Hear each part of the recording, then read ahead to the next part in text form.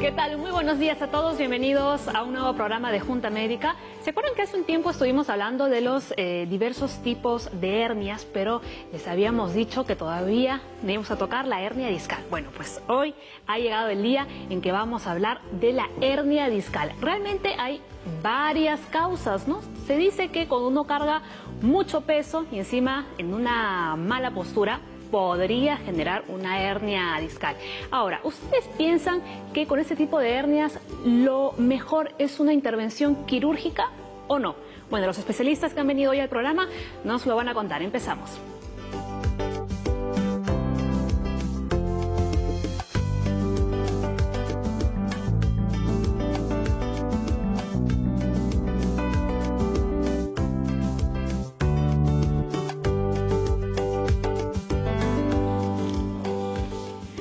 El doctor Felipe Cabel, traumatólogo del Hospital Hipólito Unanue, vuelve a estar aquí en el programa. También está César Kuroki, especialista en medicina física y rehabilitación y además jefe del departamento de la Unidad Motora y Dolor del Instituto Nacional de Rehabilitación.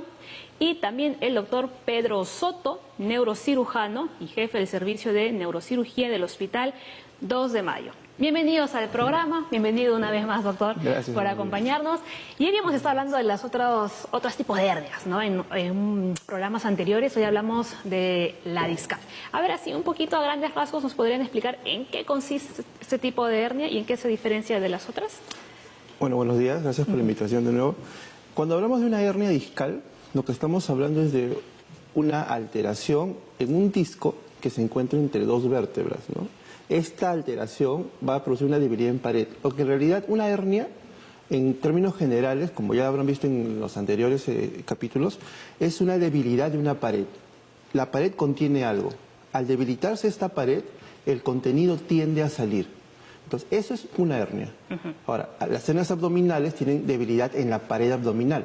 La hernia discal viene a ser una debilidad en el anillo que va a contener un fluido y como se debilita esta pared por diversos motivos, tiende a avanzar, a empujar y eso es lo que va a producir la compresión. Eso es una hernia en realidad, ¿no? Solamente que muchas veces creen que una hernia inguinal es igual a una hernia discal y es completamente distinta. Diferente, ¿no? Muy bien, y aquí va más información.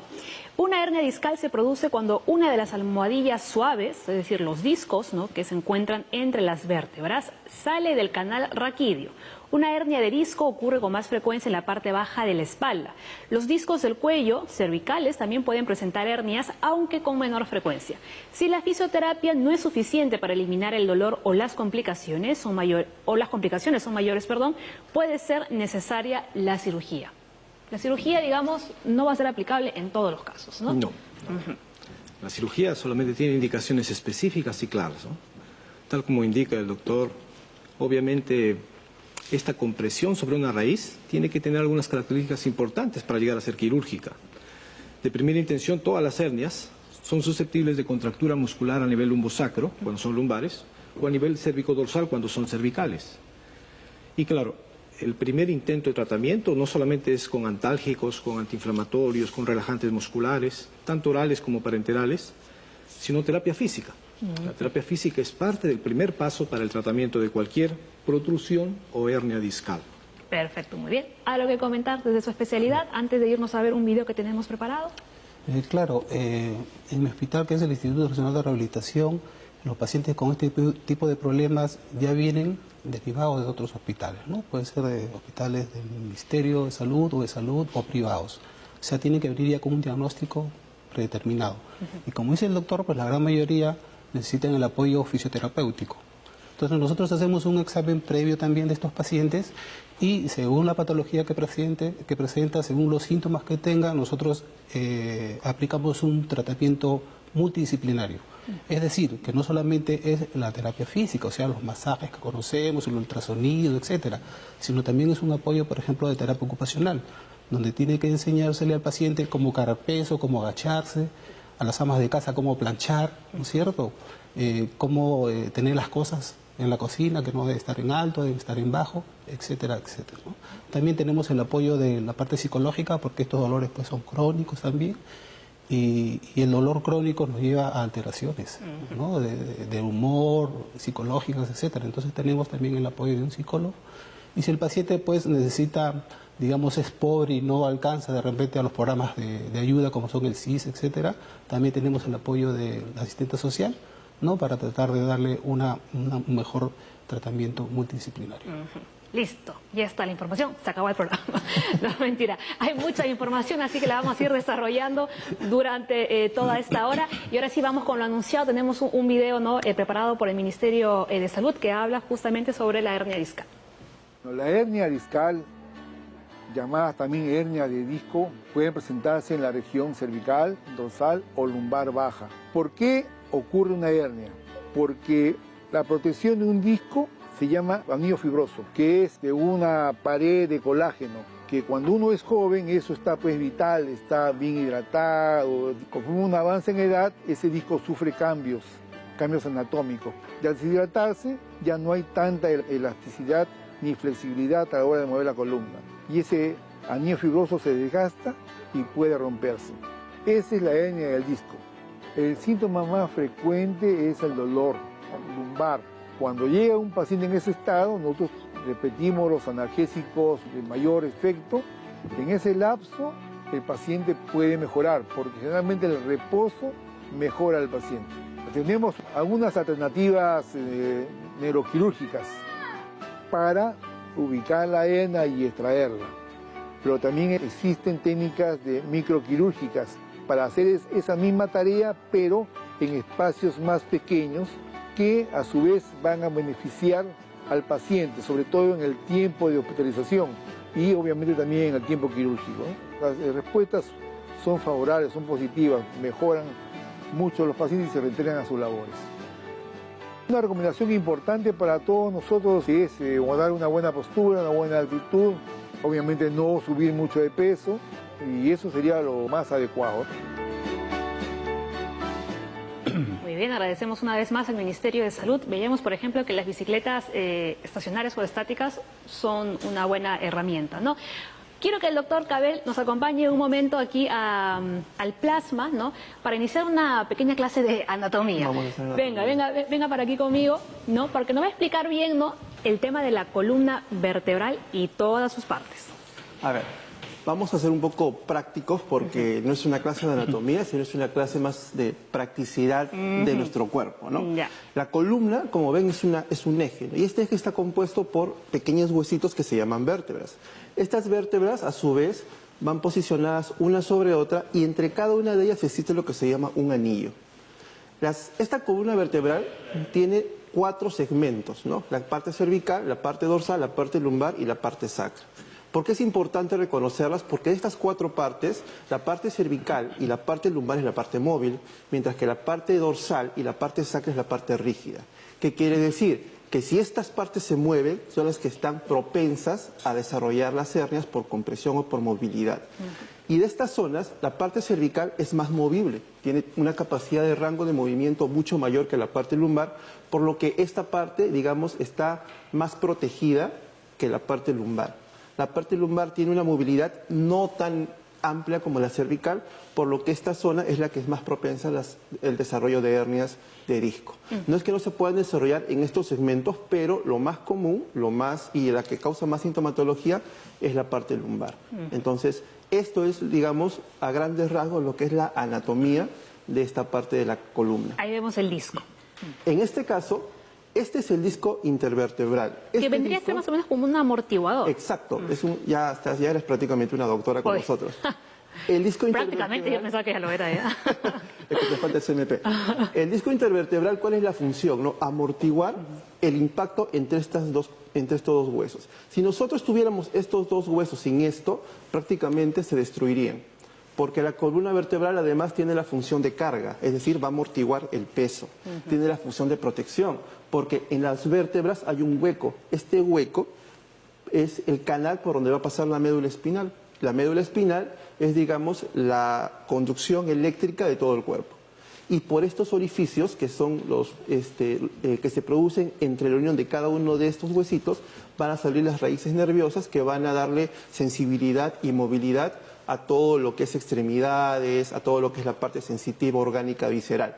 Entonces, cuando se comprime esta zona de acá por diversos motivos, es lo que se va a producir la hernia. Ahora, este disco intervertebral, que es esto, lo azulito que vemos en estas imágenes, está compuesto por un anillo, que es el que va a contener un núcleo.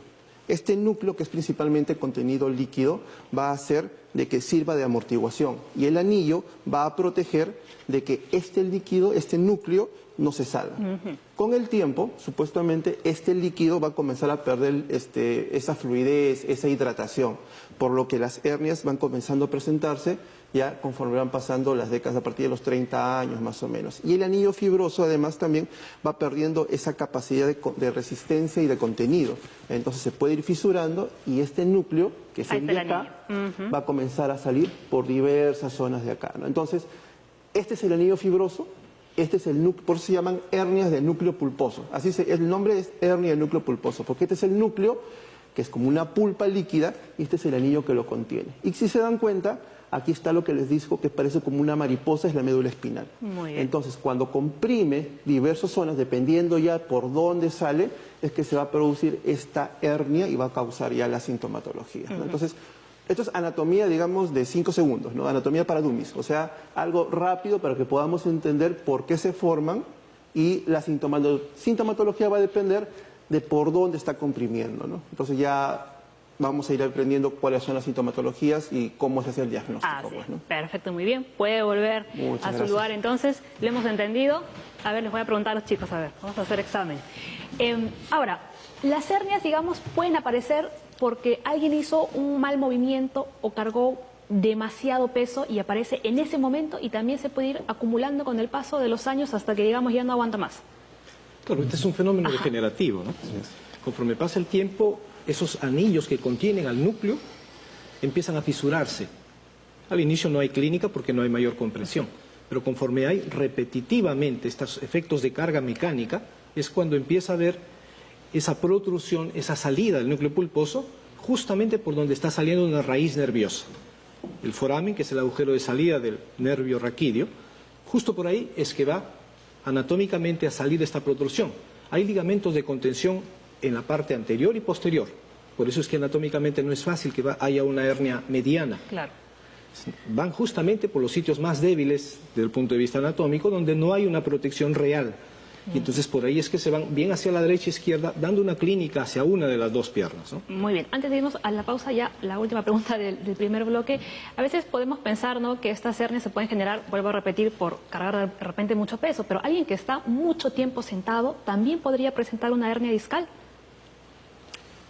Sí, estas hernias se pueden presentar, digamos, en el transcurso del tiempo, y depende de la actividad que tenga la persona. Es decir, una patología sui generis. ¿Por qué? Porque tanto el ejercicio excesivo, mal llevado, como el sedentarismo nos van a llevar a una hernia. Porque acuérdense que las personas que estamos mucho tiempo sentadas y no hacemos ejercicios, nuestros músculos de la columna lumbar se van hipotrofiando, se van debilitando. Entonces la columna se derrumba, tenemos una mala postura, una mayor presión a nivel lumbar, porque acordémonos que las hernias pueden salir en cualquier parte de la columna. Como le digo a mis residentes y a mis alumnos, la columna es una sola, desde el cuello hasta la punta del coxis. Por lo tanto, el tratamiento tiene que ser de toda la columna. Pero estas hernias son más frecuentes en la región lumbar. Y el sedentarismo definitivamente puede llevarnos a tener una causa, ¿no? Pero en forma muy lenta y progresiva. Muy bien, ahora sí hacemos la primera pausa. Al regresar les contamos cuáles son los síntomas de la hernia discal.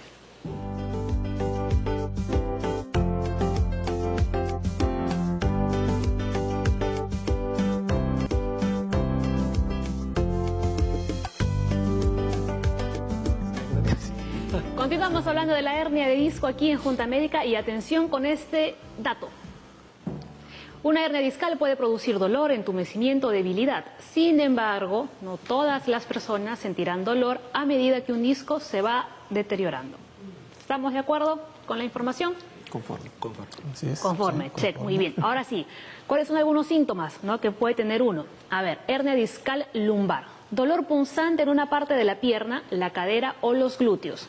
Dolor o entumecimiento en la parte posterior de la pantorrilla o la planta del pie. Debilidad en la pierna. Ahora, vamos a ver cuáles son los síntomas en la hernia discal cervical.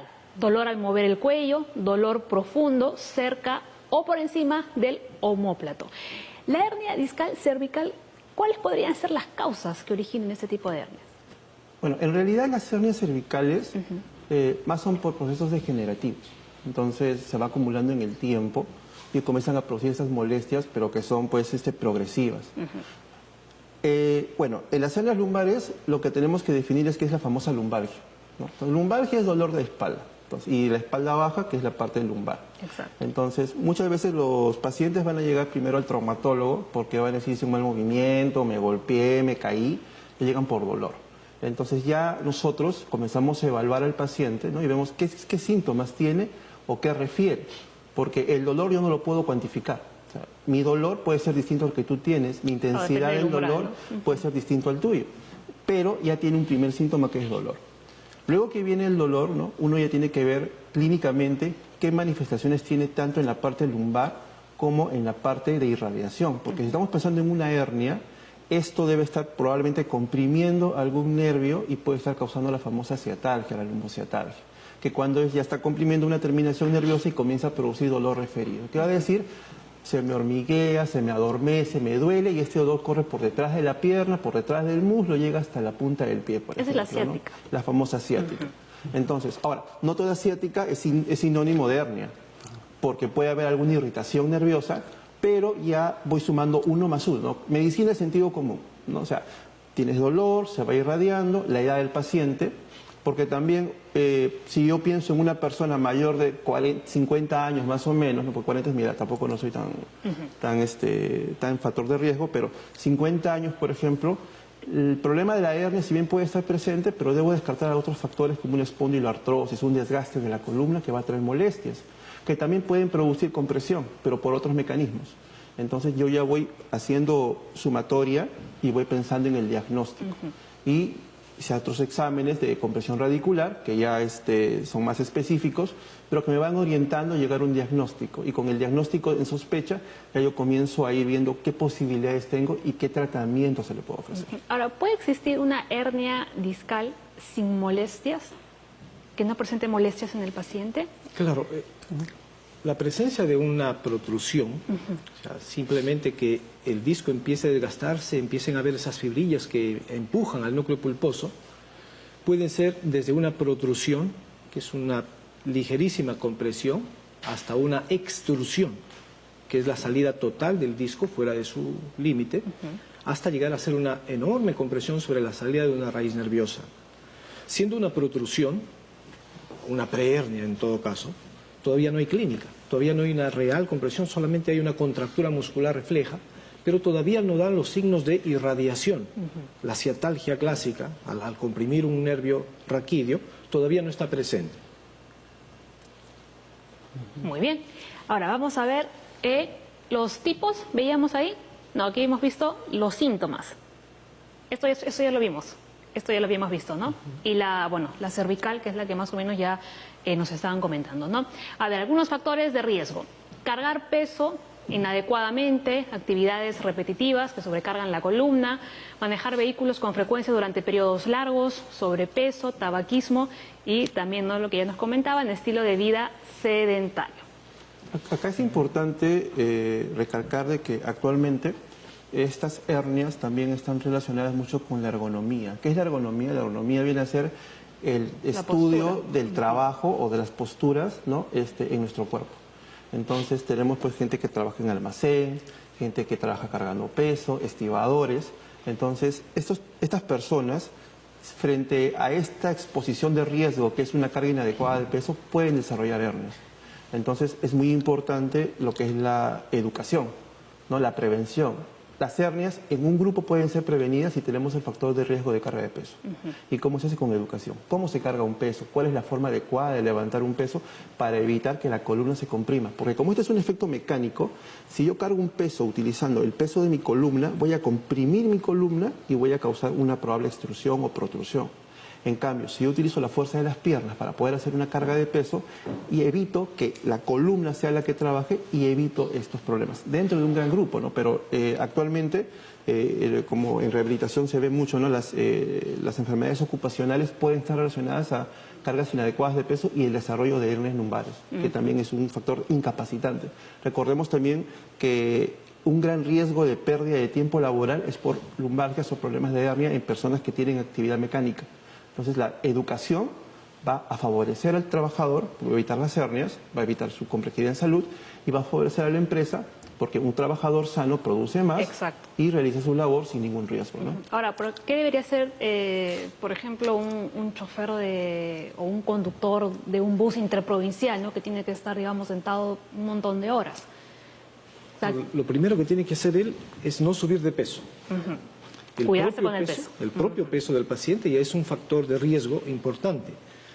Vemos de que los choferes, por ejemplo, de cargas amplias, como los choferes de bus, de camión, tienen mucha tendencia a subir y bajar esas tremendas escaleras, altas de por sí, que ya también es un segundo factor de riesgo. Luego, al hacer un cambio de rueda, ellos tienen que monitorear y tienen que cargar directamente la rueda para hacer el cambio. Esos son esfuerzos de amplia base para trastorno de la columna, porque están haciendo un esfuerzo de carga mecánica muy importante. Son cosas que tendrían que tener que compartir con el ayudante, con el copiloto que esté con él, para minimizar ese efecto de carga y de compresión directa sobre los discos intervertebrales que pudieran favorecer la producción y la formación de una hernia. Muy bien, ahora nos vamos, ¿no?, al otro lado. Las personas que están horas y horas de pie, los policías, por ejemplo, ¿ellos también podrían desarrollar una hernia discal? Por supuesto. Sí, claro También. que sí. Por supuesto. Uno de los factores importantes es el entrenamiento que tienen todas las fuerzas militares, ¿no? Las fuerzas militares tienen per se un entrenamiento que empieza muy temprano, con ejercicios mecánicos de flexoextensión brusca de columna. Esas flexoextensiones bruscas de columna son un predisponente importante para la formación primero de contracturas, luego de grandes aplastamientos y desvíos de núcleos pulposos para formar una hernia discal. La carga que hacen ellos en las marchas de campaña, utilizando grandes cargamentos, borceguís de por sí, botas intensas, son también un factor mecánico importante para esta formación.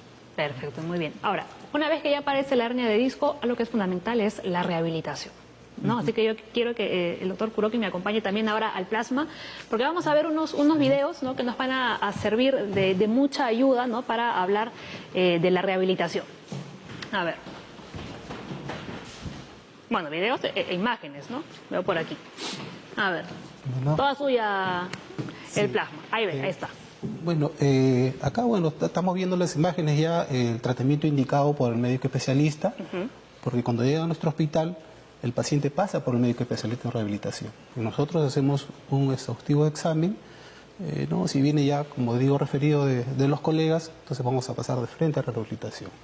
Pero antes de seguir con esto, nosotros si encontramos, por ejemplo, contracturas musculares, que son las que también nos van a llevar a tener mucho dolor, también hay procedimientos médicos, o sea, propios de nosotros los médicos antes de enviarle una terapia. Por ejemplo, nosotros hacemos desgatillamiento con agujas de acupuntura, ¿no? Vamos a buscar los puntos gatillo, por ejemplo, en el síndrome miofacial, desgatillamos estos puntos, el músculo se relaja, entonces la presión a nivel de esa hernia va a disminuir. Por lo tanto, el dolor también disminuye, ¿sí? Tenemos también, como sabemos que es un proceso neuropático donde la hernia está presionando un nervio o una raíz, entonces hacemos también los famosos bloqueos paravertebrales. ¿Qué quiere decir con esto? Que podemos poner una solución de silocaína diluida con cloruro para bloquear el nervio, es decir, para disminuir el dolor, ¿no? La silocaína no lo usamos en este caso como anestésico, sino como un despolarizante del nervio. O sea, al despolarizar el nervio va a disminuir el dolor. Y este proceso puede durar días y hasta meses, ¿no? Tenemos muchos procedimientos médicos. Después de eso lo podemos pasar a una terapia. Son terapias especiales, como estamos viendo ahí, la indicación al fisioterapeuta o al tecnólogo médico, donde ahí vemos que está trabajando la columna.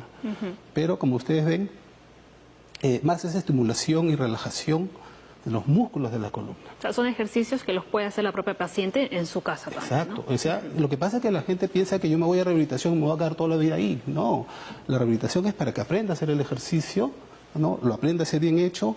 El tecnólogo, al final, hace como una prueba de si los está haciendo bien o no. Si el paciente los cumple, ya ella los tiene que hacer en su casa rutinariamente para prevenir o mejorar la hernia.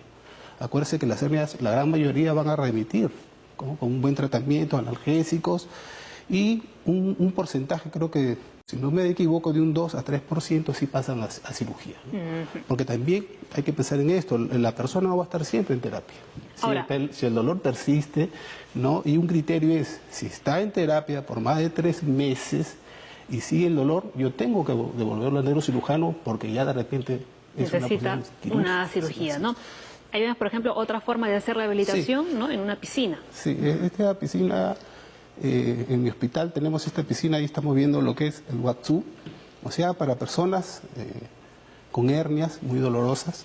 Primero hacemos en la piscina lo que es el Watsu, o sea, ejercicios de relajación, en primer lugar, ¿no? Nos va a relajar ahí prácticamente todo el cuerpo, como ustedes ven. Esto tiene un nombre chino, ¿no? Watsu. ¿Por qué? Porque está relacionado mucho también a la relajación mental. O sea, ahí la persona que ustedes están viendo, miren, el calor del agua, la disminución del peso de la misma persona, las maniobras que hace la fisioterapeuta, nos va a llevar a tener una relajación muscular, pero también mental. Y esto es muy importante para este tipo de pacientes. ¿Cuánto dura, por ejemplo, cuánto tiempo? En nuestro hospital, esta terapia de piscina terapéutica, y como ustedes ven es grupal, dura una hora aproximadamente. Una hora, muy bien. Ahora, sería bueno, ahora que estamos viendo el tema de las terapias y la rehabilitación, aclarar que mucho cuidado con acudir al quiropráctico, ¿no? A ver, ustedes ahí me pueden ayudar, que está muy de moda, ¿no? Cuando quizás pensamos que tenemos algún tipo de lesión o nos duele algo, inmediatamente acudimos donde un quiropráctico.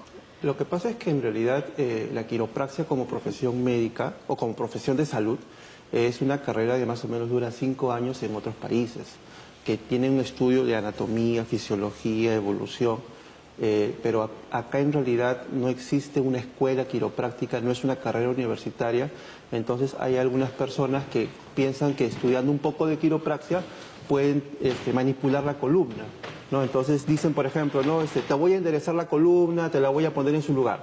Entonces eso no se puede hacer. Una persona que te prometa hacer eso es una persona que no sabe ni siquiera lo mínimo de anatomía, porque la columna no la puedes enderezar a menos que sea quirúrgicamente. Entonces, ahí tenemos ya un primer daño que estás haciendo. 2, si tú manipulas una columna dolorosa y haces masajes como para descontracturar, vas a causar más dolor y vas a limitar más a la persona. Entonces, ¿qué va a decir? No, que me hicieron mala técnica. Y no, sino que no está indicada para eso, ¿no? 3, la evaluación que hace el quiropráctico muchas veces no es la idónea. No es que estemos en contra de la quiropraxia, sino que la quiropraxia tiene que ser hecha en forma adecuada para evitar que esto traiga complicaciones en las personas. Que son en contra de la mala práctica que se hace, ¿no? Doctor Soto. Claro, sí. Lamentablemente en el país no se tiene ese control exacto de lo que se hace en quiropraxia, ¿no?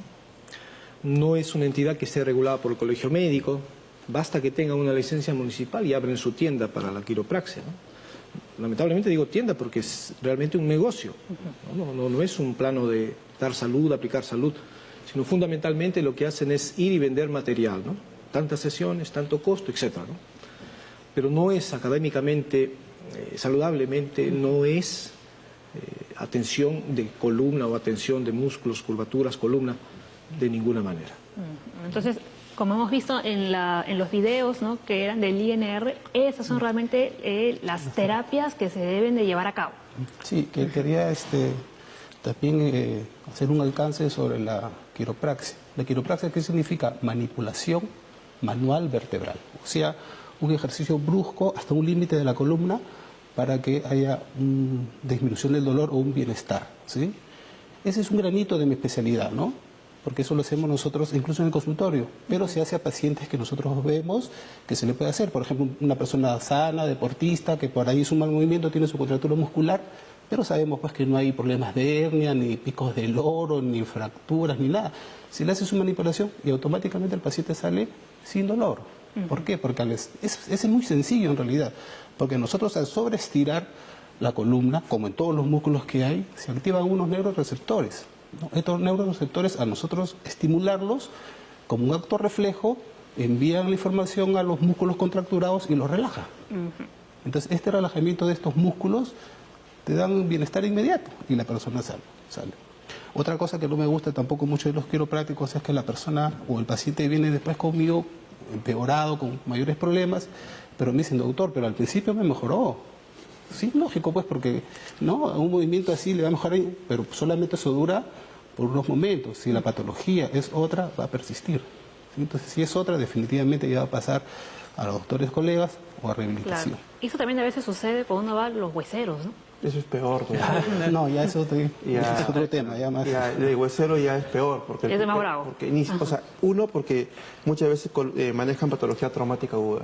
Y eso ya es peor, pues, porque te manipulan y terminas hinchado. Sí. Y incluso a veces ya, no sé si habrán visto, pero nos llegan ya con interconsultas, ya, con hojitas de huesero, ¿no? El nombre del huesero mayor, atiende todo y te mandan interconsulta para que ellos solucionen lo que el huesero ha hecho, ¿no? Entonces le digo, ¿cuánto has pagado por tu huesero? Tanto. Le digo, mira, con el medicamento, la consulta, y estás pagando menos que tu consulta y encima empeorado. Le digo. Entonces, sí, hay que tener mucho cuidado. El empirismo, ¿en qué se basa? En resultados. Entonces, de los 100 que vea, 80 van a evolucionar espontáneamente bien, pero el huesero lo hizo. Claro. Esos 20 que no van bien y que manipulan son los que empeoran y son los que pasan con nosotros. ¿Y qué te dicen? No, ya llego tarde, ya llego muy caliente, está muy manipulado. Entonces ya, obviamente, pues no, el empirismo que causa resultados, pero sin conocimiento. Y eso es lo que puede causar daño. Ahora, ¿las terapias con calor están indicadas? Depende del estado que llegue el paciente, ¿no? Si es una lumbalgia aguda, una lumbociática muy aguda, es preferible no ponerle calor, ¿no? Porque eso puede inflamar más el proceso inflamatorio, ¿no? Como ya se ha visto acá, ese núcleo pulposo, esa gelatina que está en medio del disco, sale y va a causar dos problemas. Uno, el sistema inflamatorio y químico, porque es una sustancia que no debe estar ahí y va a irritar al nervio, ¿sí? O sea, tenemos que tratar también esa irritación. Y el otro, lo que estamos hablando, que es la compresión. ¿Se da cuenta? O sea, son dos noxas en una. Entonces el problema es muy serio en esos casos que tienen que llevar, como contábamos antes fuera de cámaras con el doctor, prácticamente es una emergencia quirúrgica que tiene que operarse. Entonces aquí ni el hielo tampoco funciona. Preferiblemente los primeros días es manejo medicamentoso, ¿no? Ahí podemos incluir las inyecciones. Sí, intramuscular, dependiendo del grado de dolor, la severidad, y la severidad, ¿no? Pero yo prefiero primero apagar el incendio, digamos, con medicamentos. Después de otra nueva evaluación ya recién entraría a terapia física, ¿no? Muy bien, perfecto. Algo que quería recalcar antes de que se me antes de irnos pase. a la pausa. Sí. A ver. O sea, el dolor lumbar ¿no? puede ser por tres causas principalmente, ¿no? El síndrome miofacial, que viene a ser una contractura a nivel de la parte muscular y de la y de la fascia, la telita que lo cubre, y eso es uno de los más comunes.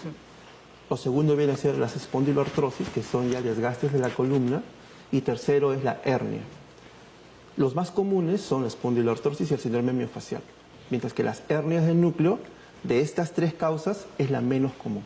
Entonces, no todo lo que duele es hernia. Exacto. Entonces, eso es lo que es importante en el diagnóstico, porque la evolución también va a depender. Si la evolución mejora, es un miofacial, pero si no mejora, ya yo estoy pensando en una hernia, por ejemplo. Muy bien, ahora sí. Entendido lo que nos acaba de contar el doctor Cabel. Un corte chiquito y volvemos.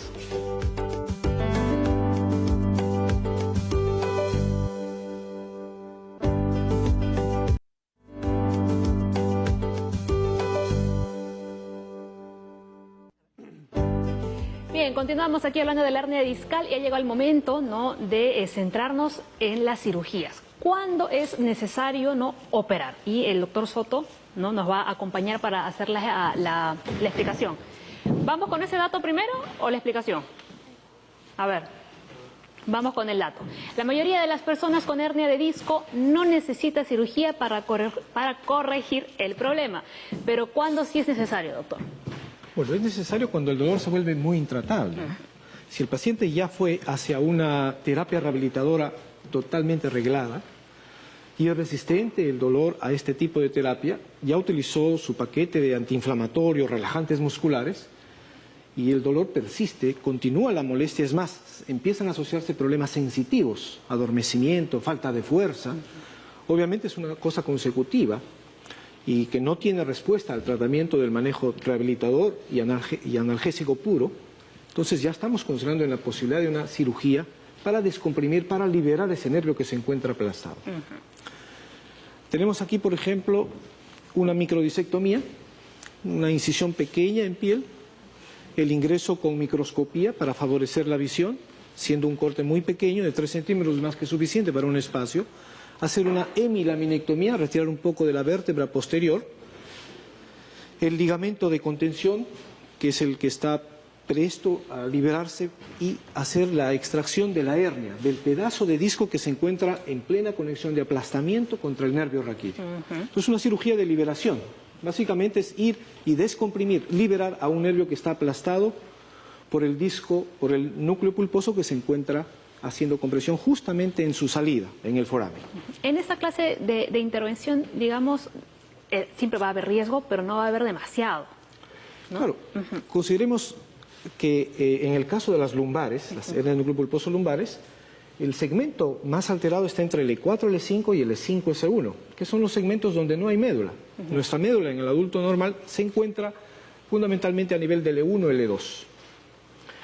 Y aquí se está trabajando entre el E4 y el E5, casi a unos 10-15 centímetros por debajo de donde se encuentra nuestra médula. Las posibilidades de quedar inválido no existe ninguna. Simplemente hay raíces nerviosas que se pueden perfectamente separar para hacer el momento de la extracción del disco que se encuentra haciendo el aplastamiento. Y es más, con esta clase de cirugía que estamos viendo, al día siguiente el paciente ya es dado de alta. Se coloca de pie y camina. Perfecto, muy bien. Y la recuperación, digamos, tampoco es tan lenta. Es buena, es ¿no? buena. Es muy buena. Muy bien. Este sería un tipo de operación, de cirugía. Este es uno de los tipos de cirugía. ¿Cuál sería otro tipo? Actualmente estamos con una tendencia a hacerlo mínimamente invasivo y tenemos la endoscopía. Con la endoscopía tenemos un corte mucho menor y entramos con un endoscopio, un neuroendoscopio, para poder hacer la extracción directa de la misma manera como mecánicamente lo hacíamos antiguamente, ¿no? Ya no usamos microscopio porque el visor del endoscopio tiene perfecta magnificación y nos permite perfectamente hacer la liberación propia del nervio raquídeo. Ahora, ¿cuáles serían los cuidados después de haber pasado por esta intervención? Bueno, el primer mes generalmente es de un reposo. Casi entre los 20 días posteriores ya puede hacer la rehabilitación propia para robustecer los músculos que han estado inactivos por el tiempo del dolor y por el tiempo de estar con la molestia. Y a los 30 días puede ya empezar a hacer un ajetreo de tiempos cortos, de caminatas. A los 60 días puede ya correr y puede regladamente empezar a hacer cargas mecánicas, pero esta vez con un límite y con un visor para la protección. Muy bien, perfecto. ¿Algo más para añadir con la explicación? Yo creo que está todo dicho, ¿no, doctor? Ahí tenemos una imagen, a ver si nos puede explicar antes ya de que se siente. Este es el caso de las hernias cuando son instrumentadas. Hay casos en los cuales se tiene que hacer instrumentación porque se encuentran asociadas los discos a espacios de listesis. Listesis es el movimiento entre dos cuerpos vertebrales a través de un disco intervertebral, fenómeno que produce una inestabilidad de la columna. Cuando hay inestabilidad de la columna, necesariamente se tiene que no solamente liberar, sino estabilizar. La estabilización es mecánica a través de instrumentos añadidos que se colocan para hacer que no se mueva más esa articulación. Entonces, visto así, bien se hace por la vía anterior, como en este caso, o por vía posterior a través de tornillos transpediculares. Aquí estábamos hablando, ¿no?, de la hernia discal que podemos apreciar en la zona de la espalda, pero cuando hablamos en las cervicales, ¿no? Claro, a nivel de discos cervicales, la predominancia principal es a nivel C5, C6, zona de alto movimiento. Generalmente las flexoextensiones bruscas, un movimiento de latigazo por los accidentes de tránsito, pueden ocasionar una salida brusca del disco intervertebral y producir una hernia discal comprimiendo directamente la médula. Aquí sí tenemos médula directamente. Y el abordaje quirúrgico para el tipo de las hernias discales cervicales es por la vía anterior, por el cuello. Entonces ahí hacemos una apertura para hacer que el músculo esternocleidomastoideo y los grandes vasos vayan hacia afuera, tráquea y esófago vayan hacia adentro. Ese es el camino a través del cual se llega hacia la columna cervical anterior para hacer el retiro total del disco intervertebral y hacer el reemplazo, bien sea con cresta ilíaca del propio paciente o de discos intervertebrales que actualmente los compramos. Muy bien, ¿no? Y vemos la otra imagen ya del postoperatorio. Exactamente. Aquí, por ejemplo, se ha hecho una disectomía, probablemente con autoinjerto de cresta ilíaca, donde ya no se ve el tipo de compresión medular, se ha liberado totalmente el canal, ya no hay ninguna compresión. En este caso, sí, ¿cuáles serían los cuidados posteriores a la... El paciente en unos 20-30 días está utilizando un collarín simple, un semirrígido simple, y solamente lo utilizará para el movimiento. Cuando está descansando no lo precisa. Perfecto. Puede volver nuevamente a su sitio. ¿A lo que comentar? No, el tratamiento en realidad quirúrgico es materia del neurocirujano, ¿no? Cuando el traumatólogo encuentra una sospecha diagnóstica ya de una hernia, bueno, creo que no hemos mencionado que actualmente el gold estándar con diagnóstico es la resonancia, ¿no? La resonancia lo que nos va a dar esas son imágenes muy precisas de todas partes blandas, la parte ósea. Entonces, cuando tenemos el diagnóstico, nosotros, o por lo menos lo que yo hago es derivarlo al neurocirujano, ¿no? O sea, zapatero a tus zapatos, ¿no? El neurocirujano ya determinará si es quirúrgica o no, o qué alternativas le puedo dar de tratamiento, porque ya esa parte va a escapar de mí. Claro. Yo hago el diagnóstico y ya yo lo derivo para que ya el especialista se encargue de esa parte, ¿no? Y bueno, puede retornar al traumatólogo para un seguimiento, ¿no? A veces por continuidad, ¿no? Por confianza, ¿no? A veces pueden regresar, pero el tratamiento quirúrgico es mano del neurocirujano. Y al rehabilitador es la parte ya de evitar que esta hernia llegue a las complicaciones, porque muchas veces, como yo digo, ¿no? Operar la hernia no es lo complicado es evitar las complicaciones. Porque muchas veces el paciente deja pasar demasiado tiempo y ya el compromiso por compresión ha causado tanta lesión ya en esas raíces nerviosas que a pesar de la operación puede haber una secuela. La cosa es evitar llegar a eso. Y por eso el neurocirujano tiene que evaluar al paciente y un diagnóstico temprano para que él también ofrezca los tratamientos idóneos para evitar complicaciones. Como estaba explicando el doctor Soto, después de esta intervención quirúrgica se pasa ya a la rehabilitación. ¿Cuánto tiempo más o menos suele durar esta terapia de rehabilitación? Hasta que el paciente, digamos, ya puede estar casi al 100%. Sí, pero previamente para completar lo que dijo nuestro colega, que la resonancia magnética es el gold estándar, pero no olvidemos que el problema en sí es el nervio que está comprimido. Entonces también tenemos que estudiar el nervio. Y hay un estudio que se llama electromiografía, ¿no? Que es muy importante para completar, digamos, el estudio, como bien lo saben los doctores. Pero a veces nos llegan a nosotros con solamente resonancia. Entonces nosotros tenemos que devolver al paciente, o en mi instituto, bueno, también se hace electromiografía, ¿no? Porque ya sabemos que hay un nervio comprometido. Pero a lo que decía el doctor es para ver pronóstico. Si este nervio en la electromiografía nos informa que es un nervio que está severamente dañado, ya este paciente su tratamiento no va a dar un mes ni 2 meses, porque para la recuperación de un nervio es mucho tiempo. Estamos hablando de 6, 8, hasta 10 meses con rehabilitación. Y si no recibe rehabilitación, se complica la cosa. Y si no hay un problema así tan severo, solamente hay una neuropraxia, una radiculopatía, digamos, muy leve, entonces, como dice el doctor, el tratamiento es relativamente rápido, ¿no? Es un mes de terapia y uno los va evaluando. O sea, un mes de terapia después de la cirugía. Mi pregunta es, en caso de que se haya operado al paciente, ¿cuánto tiempo de rehabilitación necesita? Sí, aproximadamente 2 meses si es que no hay complicaciones neuropáticas, ¿no? Perfecto, muy bien. Ahora sí, hacemos una nueva pausa y ya regresamos con lo último.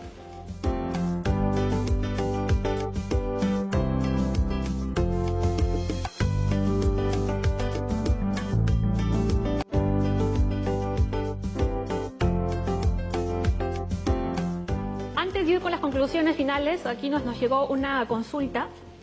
Ya más o menos los doctores habían explicado, pero quizás sería bueno enumerarlas todas para que quede claro. ¿Cuáles son las técnicas que se utilizan para diagnosticar una lesión en la columna? En una etapa inicial, cuando el paciente llega a la consulta, como les digo, por lo general llega mucho el traumatólogo, radiografía, ¿no? La radiografía de columna para descartar lesiones que no tengan que ver principalmente con hernias, ¿no? Alineaciones, espondiloartrosis, desgastes de la columna. Una vez que yo veo que y una persona joven le toma una radiografía y está normal, ya paso a otros exámenes como la resonancia.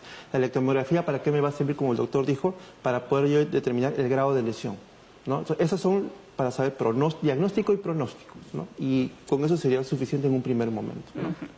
Nada más, esas serían las pruebas necesarias. Sí, yo creo que definitivamente hoy por hoy la resonancia es el principal elemento diagnóstico para esta patología. Antes teníamos la mielotomografía, que era colocar una punción lumbar, sacar líquido cefalorraquídeo, introducir sustancia de contraste. Era una situación cruenta, dolorosa, molesta para el paciente. Y por último había problemas con el contraste. Era un contraste que pudiera producir una reacción adversa en el paciente. Entonces, todo eso ahora ya no lo tenemos. Tenemos la resonancia magnética como un elemento diagnóstico de alto grado y no invasivo, altamente beneficioso. Perfecto. Ahora sí, las conclusiones finales y las recomendaciones, ¿no?, que ustedes brindarían a los televidentes, ¿no?, en referencia a nuestro tema del día. Bueno, primero, ¿no? Como mencionábamos, esta es una de las patologías en las que está muy en conjunto, muy relacionado el traumatólogo, porque es el que hace principalmente el diagnóstico por dolor, el neurocirujano, cuando ya tenemos el diagnóstico definitivo, y el médico rehabilitador, que es la persona que va a encargarse de poner a esta persona en su actividad normal. Entonces, primero un diagnóstico temprano, un diagnóstico adecuado, evitar la manipulación por personas que no son idóneas para este tipo de problemas, porque al final pueden complicarse y al final nos van a complicar a nosotros la existencia. Entonces, chicos, vayan a los profesionales adecuados para evitar complicaciones y mucho cuidado con los problemas laborales. También una recomendación. Muy bien, doctor. Sí, yo creo que acá el medio del asunto es la educación, ¿no es cierto? La educación desde los colegios. Antes en el hospital teníamos esa facilidad de ir programas, de ir a los colegios y hacer como screening, un tamizaje y detectar ahí, por ejemplo, problemas de columna de los niños, ¿no? Malas posturas, si fuesen muy frecuentes, escoliosis, que se le escapa al profesor. Entonces nosotros desde ahí podemos captar estos niños y darles un tratamiento adecuado, las pausas adecuadas, orientar también a los profesores a detectar estas patologías y hacer de repente ejercicios mínimos para que estos niños puedan mejorar su postura, mejorar su actividad, ¿no? En el tema laboral, donde más se ven las hernias lumbares y también cervicales, que es en el caso de los accidentes, ¿no? El síndrome de latigazo que ya se habló, es también educación, ¿no? Es decir, a estas personas no cargar peso excesivo. En algunos casos, pues, los estibadores deberían de utilizar, pero no fajas en realidad, ¿no? Lo que nosotros hablábamos antes eran de corsets, que es algo mejor, ¿no? Y está hecho y adaptado a las estructuras anatómicas del paciente, ¿no? Pero lo va a usar solamente cuando va a cargar peso excesivo o si su trabajo es muy repetitivo, como una prevención nada más, pero no usarlo en forma permanente porque también puede atrofiar y nos puede traer problemas. Entonces la educación, como digo, es importante. Y una vez que son derivados ya a mi hospital, igual, ¿no? Porque no solamente es quitarle el dolor, sino ver cuál fue la causa que originó este problema. Si es como se está hablando, si es paulatina la aparición de esta hernia, entonces estos factores de riesgo que se han mencionado, tenemos que uno por uno ir eliminándolos, ¿no? El sobrepeso que ya se dijo, la mejor postura, ¿sí? Los tacos muy altos en las mujeres, ¿sí? Bueno, nosotros los varones, esas barriguitas cerveceras, pues de todas maneras van a llevar a una hernia de repente si no se manejan. Personas, por ejemplo, ahora se está usando mucho, y ojalá que todas las empresas lo hagan, son las famosas pausas activas. ¿Qué significa esto? Que una persona que está sentada en una máquina o en un escritorio, cada 2 horas, se le da un permiso de más o menos 20 minutos para que esa persona pueda salir fuera de su escritorio y hacer estiramientos, ¿no? Estiramientos de rotación, extensión, flexión suave, lo que se le puede haber enseñado, y de ahí volver a su trabajo. Ahora también, en Europa también en el caso de los choferes, que es muy importante, aparte de que los choferes son sedentarios, son gorditos, que los trailers son muy altos, entonces en Europa, por ejemplo, a ellos por vía satelital, cada 2 horas tiene que pararse en un estacionamiento y tiene que bajarse del ómnibus y nos da más o menos de 20 a 30 minutos. Y a la hora de su almuerzo tiene que obligatoriamente parar 1 hora. Aquí también deberíamos hacer y si lo no mismo, se hace eso, simplemente a fin de mes, ni siquiera lo miran él, satélite, todo, su sanción por haber infringido la norma. Entonces es una forma de ayudar a las personas que este tipo de trabajos, y vuelvo a repetir, es la educación, desde niños hasta los más ancianos. Muy bien, y ya, doctor Soto, para finalizar. Sí, en cuanto a la cirugía, esta es una cirugía para el neurocirujano relativamente sencilla. El neurocirujano es el especialista idóneo para el tratamiento quirúrgico de muy buena manera. Él sabe cuándo indicar, en qué momento hacerlo y cuándo es que sale de la mejor manera. Perfecto, muy bien. Muchísimas gracias por haber venido al programa y a ustedes gracias por acompañarnos. Nos vemos mañana con más Junta Médica. Chao.